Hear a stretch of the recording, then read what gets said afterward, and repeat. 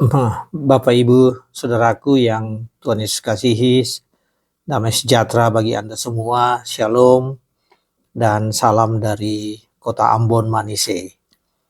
Bapak Ibu, saudaraku, pada kesempatan ini saya ingin sharing dengan Anda tentang perbedaan antara orang yang mengenal Yesus dan orang yang tidak mengenal Yesus.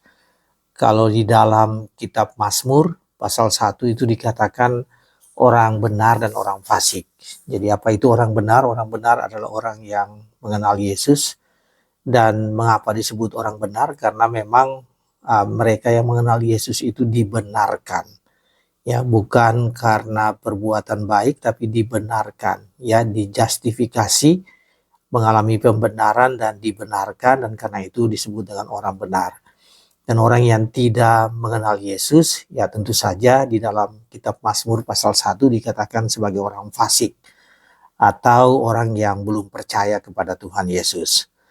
Bapak Ibu saudara-saudara sekalian, hari ini atau minggu ini sampai beberapa minggu ke depan saya akan sharing kepada Anda mengenai kebenaran firman Tuhan dari kitab Mazmur, dan kita akan mulai pada hari ini dengan Mazmur pasal 1.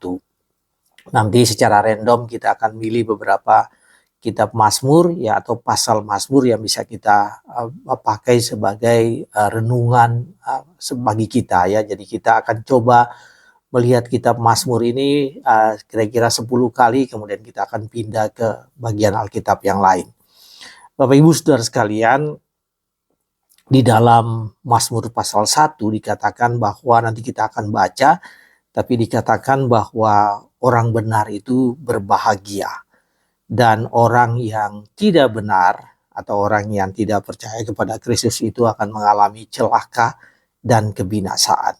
Nah, mari kita akan melihat hal itu Bapak Ibu, perbedaan antara orang benar atau orang yang percaya kepada Kristus atau orang Kristen, orang yang menyembah kepada Allah Bapa di sorga melalui Tuhan kita Yesus Kristus, dan orang yang tidak mengenal Tuhan, orang yang tidak mengenal Tuhan Yesus.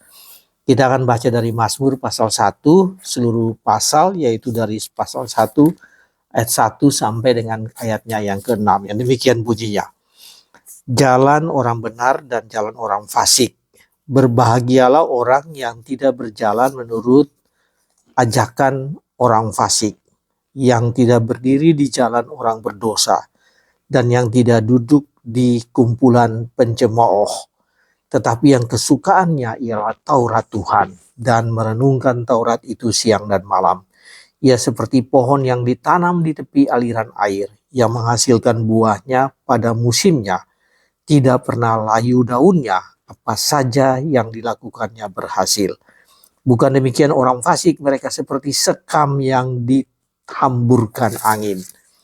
Sebab itu orang fasik tidak akan tahan dalam penghakiman, dan orang berdosa dalam kumpulan orang benar. Sebab Tuhan mengenal jalan orang benar, tetapi jalan orang fasik menuju kebinasaan. Bapak Ibu saudaraku, banyak ahli, ya, banyak teolog yang mengatakan bahwa Mazmur pasal 1 ini semacam summary dari seluruh kitab Mazmur. Jadi kalau kita membagi Mazmur ke dalam topik-topik utamanya, maka Mazmur pasal 1 ini dia berdiri sendiri. Dia semacam ringkasan dari seluruh kitab Mazmur, yaitu mulai dari pasal 2 sampai 150. Jadi Mazmur ini mempunyai kekhasan, dan di sepanjang kitab Mazmur kita akan melihat beberapa kali perbedaan antara orang yang percaya kepada Kristus, yang mengikuti Kristus, dengan orang yang tidak percaya kepada Kristus atau bukan orang Kristen. Dan hari ini kita akan melihat kebenaran firman Tuhan tentang hal itu. Saudara, barusan kita baca, ya, dari Mazmur 1. Mazmur 1 ayat 1 ini dimulai dengan frasa berbahagialah. Berbahagialah orang yang bukan, berbahagialah orang yang tidak berjalan menurut orang fasik, ya, tidak berjalan menurut ajakan orang fasik, tidak berdiri di jalan orang berdosa, dan tidak duduk di dalam komplotan pencemooh. Jadi Mazmur 1 ingin menyampaikan begini Bapak Ibu sekalian, ada 3 hal perbedaan. Perbedaan antara orang percaya dan tidak percaya. Dan yang pertama perbedaan itu yaitu bahwa orang benar atau orang percaya itu melakukan firman Tuhan. Sementara orang yang tidak percaya itu tidak melakukan firman Tuhan. Nah, saya melihat Bapak Ibu Saudara sekalian, kesimpulan dari perbedaan itu ada pada ayat 1 ini ya. Dikatakan berbahagia, atau kalau di dalam terjemahan lain dikatakan diberkati. Diberkatilah orang benar, berbahagialah orang benar, dan celakalah orang fasik. Nah saudaraku, kata atau frasa celaka orang fasik itu diambil dari ayatnya yang ke-6 ya. Ayatnya ke-6 mengatakan begini, sebab Tuhan mengenal jalan orang benar, tetapi jalan orang fasik menuju kebinasaan. Jadi kalau kita menggabungkan ayat 1 dan ayat 6, kita akan melihat perbedaan itu, bahwa orang benar atau orang percaya itu diberkati ya dan berbahagia, dan orang yang tidak percaya itu dia menuju kebinasaan, menuju kebinasaan.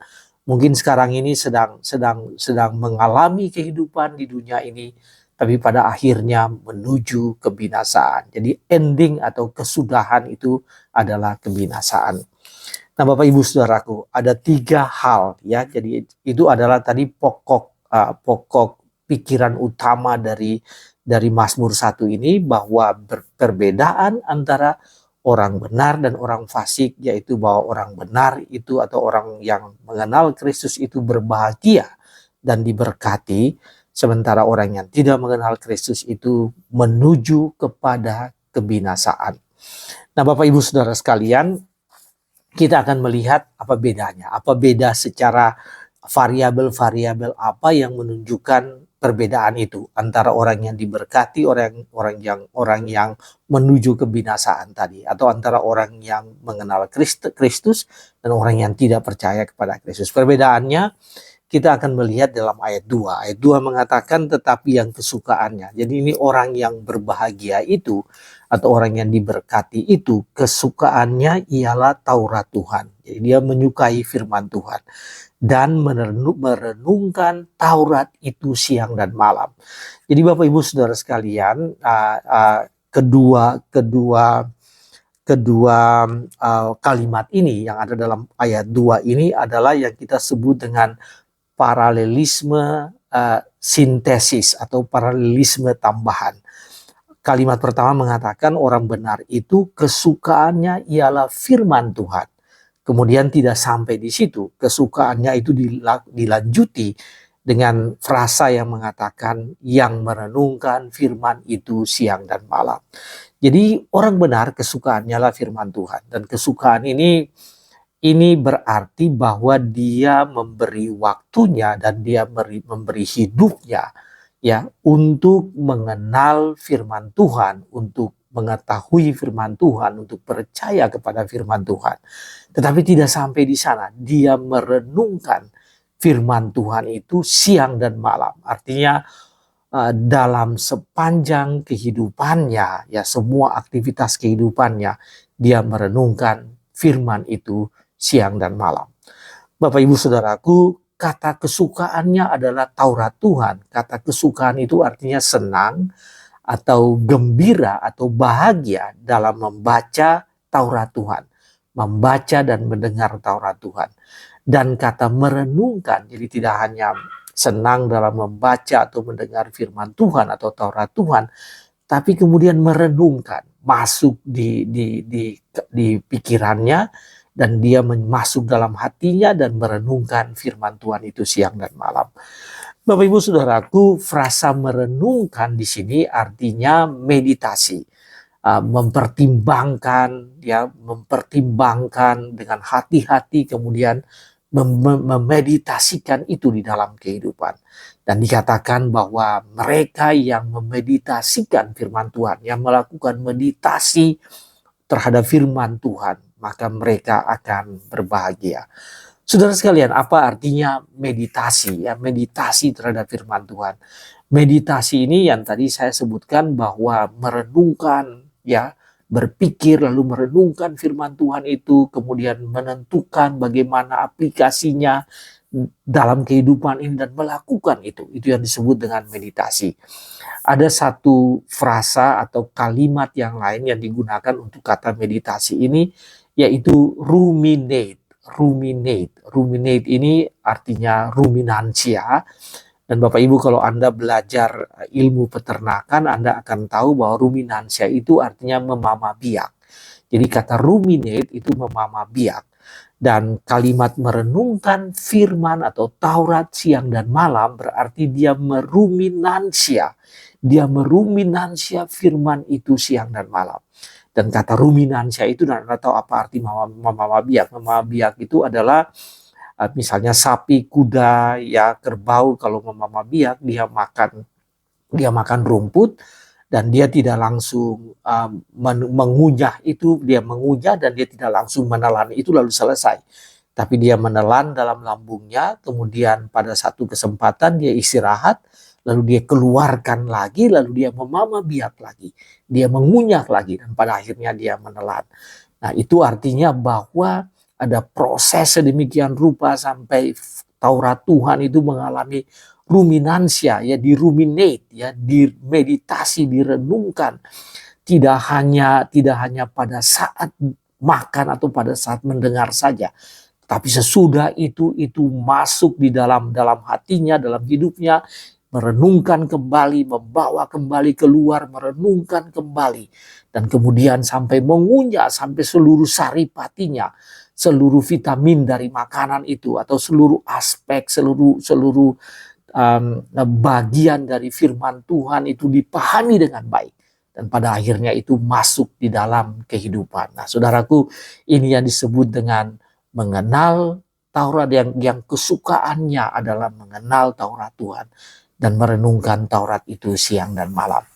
Nah, Bapak Ibu Saudaraku, di dalam ayat 1 dikatakan sebaliknya, mereka yang tidak mengenal Tuhan itu, yaitu mereka yang berjalan, ya, kita baca dari ayat 1, ya, berjalan menurut ajakan orang fasik. Ini di TB2, berjalan menurut ajakan orang fasik. Jadi berjalan menurut ajakan orang fasik atau nasihat orang fasik. Di TB1 dikatakan nasihat orang fasik. Yang berdiri di jalan orang berdosa. Jadi dia berada di jalan orang berdosa, yang duduk di komplotan pencemooh, ada di gerombolan pencemooh. Dan Bapak Ibu, kata kerja yang digunakan di sini adalah berjalan, berdiri, dan duduk. Dan kalau Anda perhatikan, kata berjalan, berdiri, dan duduk ini melambangkan totalitas kehidupan. Jadi mereka yang berbahagia adalah mereka yang diberkati, adalah mereka yang tidak berjalan, tidak berdiri, tidak duduk di kumpulan orang-orang yang tidak benar, atau tidak berada dalam kumpulan orang-orang yang tidak benar, atau orang fasik, atau orang yang tidak mengenal Tuhan. Sementara mereka yang diberkati, mereka yang berbahagia, yang tadi itu, yaitu mereka yang kesukaannya, kegemarannya adalah Taurat Tuhan, dan kemudian meditasi Taurat itu siang dan malam, sehingga mengetahui bagaimana aplikasi implementasi dalam kehidupan ini, ya, Taurat itu dalam kehidupan ini. Bapak Ibu Saudara-saudaraku, ini apa artinya bagi kita? Artinya bahwa perbedaan yang pertama dari antara orang benar, orang percaya, dan yang tidak benar, yaitu bahwa orang benar itu dia merenungkan firman Tuhan dan dia bersandar pada firman Tuhan.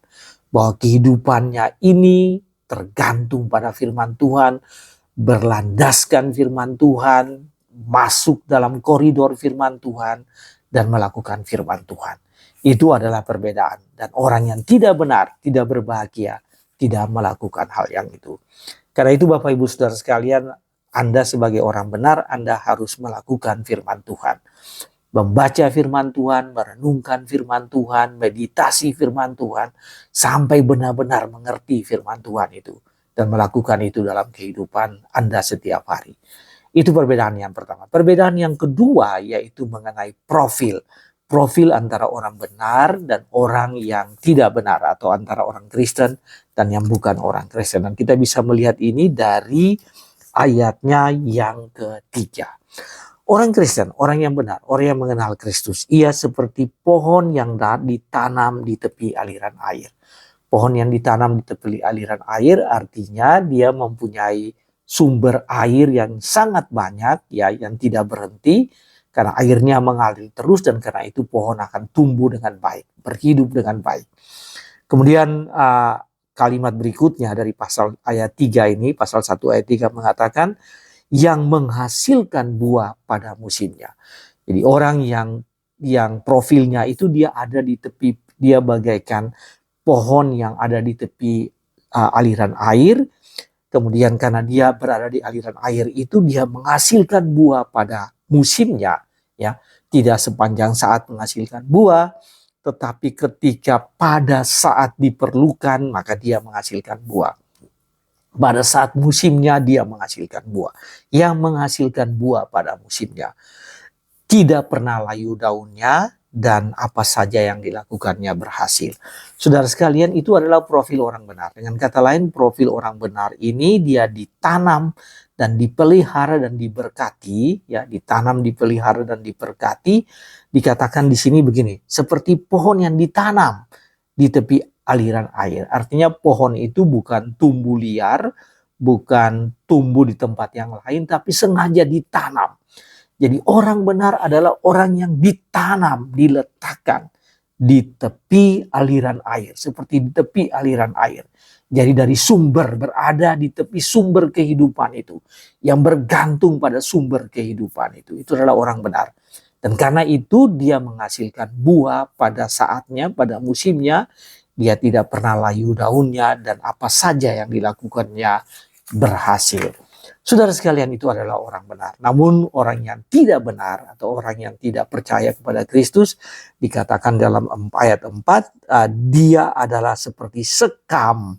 Sekam ini, Anda tahu sekam, ya. Sekam ini, ya, kita bisa mengatakan semacam ampas padi, ya. Sekam atau ampas padi seperti sekam yang dihamburkan angin, yang begitu mudah diombangkan atau dibuang oleh angin, yang dihembuskan oleh angin, dan dia pergi ke tempat lain, dia tidak berada di tempatnya.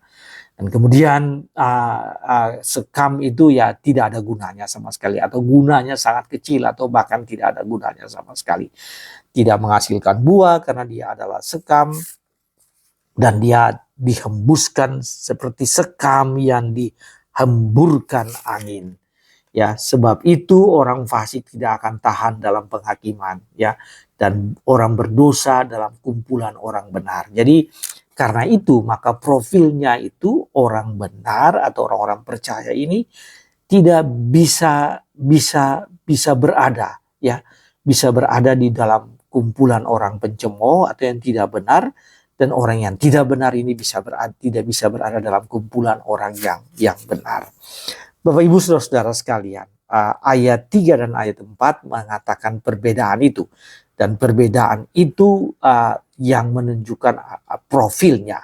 Jadi profil dari orang benar itu adalah dia menghasilkan buah pada waktunya, dia tidak pernah layu daunnya, ya, dan dia seperti pohon yang ditanam, ya, diletakkan di tepi air, dan dia tidak akan layu daunnya, dan apa saja yang diperbuatnya berhasil.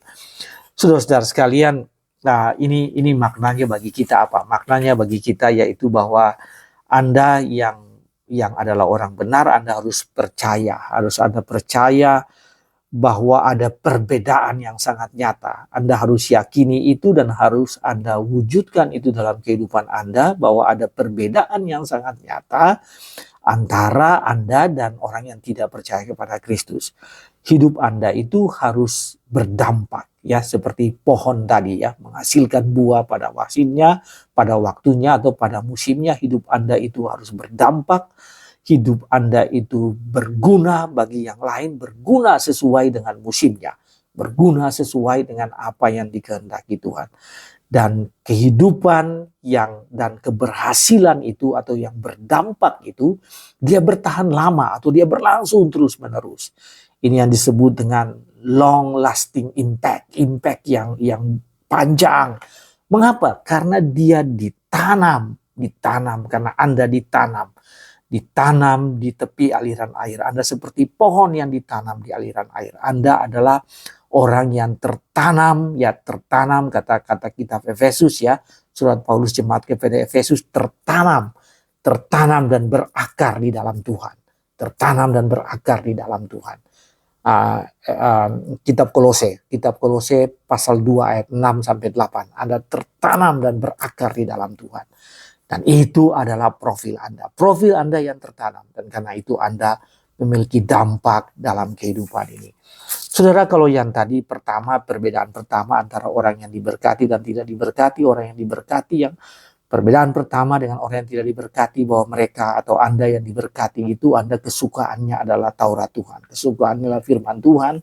Dan firman Tuhan bukan sambil lalu, tapi firman Tuhan yang dimeditasi, direnungkan, ya, direnungkan, dimeditasi siang dan malam. Itu yang pertama. Anda yang sayang, yang cinta pada firman Tuhan, Anda yang gemar pada firman Tuhan. Dan yang kedua perbedaannya lah, yaitu bahwa profil Anda itu berbeda. Anda menghasilkan buah, Anda tertanam di dalam Tuhan, dan karena itu Anda berdampak di dalam kehidupan. Anda berdampak dalam kehidupan. Pada musimnya, pada waktunya yang ditentukan oleh Tuhan, Anda berdampak dalam kehidupan. Pada saatnya yang diberikan oleh Tuhan, Anda berdampak dalam kehidupan. Dan dampak Anda, kehidupan Anda itu long lasting impact. Dampak yang berjangka panjang, ya, berjangka panjang selagi Anda hidup ini, Anda berlakukan kehidupan Anda itu berdampak seperti itu karena Anda tertanam di tepi aliran air, yaitu hidup di dalam Tuhan. Nah, saudaraku, itu yang kedua. Yang ketiga yaitu apa sih perbedaan antara orang percaya, orang yang Kristen dan non-Kristen itu, orang yang benar dan yang tidak benar, yaitu tentang kesudahan atau akhir atau finishing dari kehidupan ini. Itulah berbedanya di sana. Kalau yang pertama tadi kegemaran, kesukaan firman Tuhan, yang kedua profilnya. Tapi yang ketiga ini perbedaannya, yaitu kesudahan dari kehidupan ini. Saudaraku, ayat 5 mengatakan seperti ini. Ayat 5 mengatakan bahwa sebab orang fasik, ya, orang yang tidak percaya ini tidak akan tahan dalam penghakiman. Ya, tidak akan tahan dalam penghakiman. Atau dengan kata lain, pada penghakiman akhir nanti. Pada saat Allah datang, Tuhan Yesus datang ke dunia ini sebagai hakim yang adil, maka orang benar, orang fasik ini tidak akan tahan, kalah di dalam penghakiman akhir, ya, dan tidak masuk di dalam persekutuan orang berdosa dalam kumpulan orang benar. Jadi tidak akan ada campur antara orang benar, orang yang mengenal Kristus dan tidak mengenal Kristus. Dan orang yang tidak mengenal Kristus, mereka akan tidak menang di dalam penghakiman. Mereka akan kalah dalam penghakiman. Kemudian ayat 6 mengatakan, sebab Tuhan mengenal jalan orang benar. Tadi ini saya katakan dari awal, ini adalah anak panah. Ya, ini adalah orang anak panah yang mengatakan bahwa orang benar itu berbahagia, diberkati, karena dia mengenal, karena Tuhan mengenal jalan setiap orang benar. Ya, orang benar itu dikenal oleh Tuhan, atau orang benar itu mengenal Tuhan, dan karena itu hidup dalam persekutuan dengan Tuhan. Kemudian bagian kedua dari ayat 6 mengatakan, tetapi jalan orang fasik menuju kebinasaan. Kalau orang benar mengenal Tuhan, berarti bahwa orang mengenal ini akan bersama-sama dalam keabadian, di dalam keabadian, kebahagiaan bersama Tuhan. Maka orang fasik atau orang yang tidak benar atau orang yang tidak percaya kepada Kristus, mereka menuju kebinasaan. Sampai pada penghakiman, mereka kalah di penghakiman. Bapak Ibu Saudara-saudaraku, ini adalah kesudahan itu. Jadi kesudahan akhir atau finishing dari kehidupan orang benar dan orang yang tidak benar, dari kehidupan orang percaya dan tidak orang percaya, yaitu bahwa orang yang tidak percaya menuju kebinasaan. Orang yang percaya menuju kepada persekutuan, kebahagiaan abadi bersama dengan Tuhan. Bapak Ibu Saudara-saudara sekalian, apa ini artinya bagi kita? Ini berarti bahwa mungkin saja saya ingin sampaikan ini asumsi uh, yang bisa muncul dalam kehidupan kita pada saat ini, bahwa dan Anda juga mungkin berpikir bahwa Anda melihat bahwa dampak, hasil, dan profil dari apa yang Anda kerjakan sebagai anak-anak Tuhan ini sepertinya tidak begitu nyata, ya. Maka tanggung jawab kita harus menyatakan itu dalam kehidupan, karena Anda ditanam di tepi air.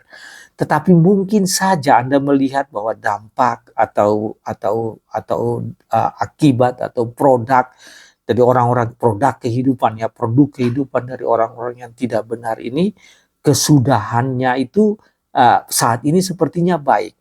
Saat ini mungkin itu kelihatan baik. Tapi saya ingin tampilkan, Anda melihat kepada aspek ketiga. Aspek ketiga perbedaan antara orang benar dan tidak benar adalah kesudahan. Bahwa orang yang tidak percaya kepada Kristus, mereka menuju kebinasaan. Dan bahwa kesudahan mereka akan kalah dalam penghakiman. Pada saat penghakiman terakhir nanti mereka akan kalah. Ya, mereka tidak akan dibenarkan. Mereka akan kalah dan mereka akan menuju kepada kebinasaan abadi. Dan Bapak Ibu, itu adalah perbedaan yang sangat penting, sangat penting. Karena seringkali kita hanya melihat pada saat ini. Dan dengan Anda melihat pada saat ini, Anda bisa saja mengeluh, ya. Tetapi kesudahan yang terjadi antara orang yang percaya kepada Kristus dan tidak percaya pada Kristus itu sangat berbeda. Profil harusnya berbeda, tapi mungkin saja Anda menilai secara duniawi, lalu Anda menilai, oh ini hebat orang yang tidak mengenal Tuhan, tapi sepertinya hidupnya berdampak di tengah-tengah dunia ini. Sepertinya berdampak, tapi ujung-ujungnya mereka menuju kebinasaan. Itu firman Tuhan sangat jelas menyatakan hal itu. Nah, saudara sekalian, apa take away message dari Mazmur pasal 1? Berbahagialah mereka yang hidup benar, mereka yang kesukaannya adalah firman Tuhan, mereka yang mengandalkan Tuhan, mereka yang mengenal Tuhan, dan Tuhan juga mengenal mereka. Ya, mereka yang memberi dirinya kepada Tuhan, dan karena itu Tuhan mengenal mereka. Dan dipimpin oleh Tuhan dalam kehidupan ini, ditanam oleh Tuhan dekat seperti pohon. Jadi bergantung pada Tuhan, maka mereka seperti pohon yang ditanam di tepi sungai, di tepi aliran air. Dan menghasilkan buah pada musimnya, pada saatnya. Saudara, ini melambangkan tentang sumber kebahagiaan. Ingat bahwa sumber kebahagiaan adalah percaya atau sumber berkat. Tadi dikatakan berbahagialah. Mazmur 1 diawali dengan frasa berbahagialah. Jadi sumber kebahagiaan adalah percaya dan mengenal kepada Allah Bapa pencipta langit dan bumi melalui putra tunggalnya Tuhan Yesus Kristus juru selamat manusia. Ya, itulah sumber kebahagiaan. Dan bahwa ketaatan pada firman Tuhan adalah kebahagiaan itu sendiri. Apa itu kebahagiaan? Kebahagiaan adalah ketaatan pada firman Tuhan. Dan ketaatan pada firman Tuhan itu adalah berkat. Ya, adalah satu kehidupan yang diberkati ketika Anda taat pada firman Tuhan dan ketika Anda mengikuti firman Tuhan. Itu sendiri adalah kebahagiaan. Dan sumber kebahagiaan itu adalah percaya dan mengenal Tuhan. Jadi kebahagiaan itu apa? Percaya dan mengenal Allah Bapa, pencipta langit dan bumi, alam semesta ini, yang mengirimkan Tuhan Yesus Kristus ke dunia ini untuk menjadi juru selamat setiap insan manusia, setiap pribadi manusia. Dan itu adalah kebahagiaan. Kebahagiaan adalah mengenal Tuhan. Kebahagiaan adalah taat dan setia kepada Tuhan. Saudaraku, kiranya firman Tuhan ini berguna bagi Anda semua, dan biarlah hidup sebagai orang benar, bukan sebagai orang yang tidak benar. Biarlah hidup sebagai orang Kristen, bukan sebagai orang yang tidak mengenal Kristus. Tuhan berkati saudara sekalian. Amin.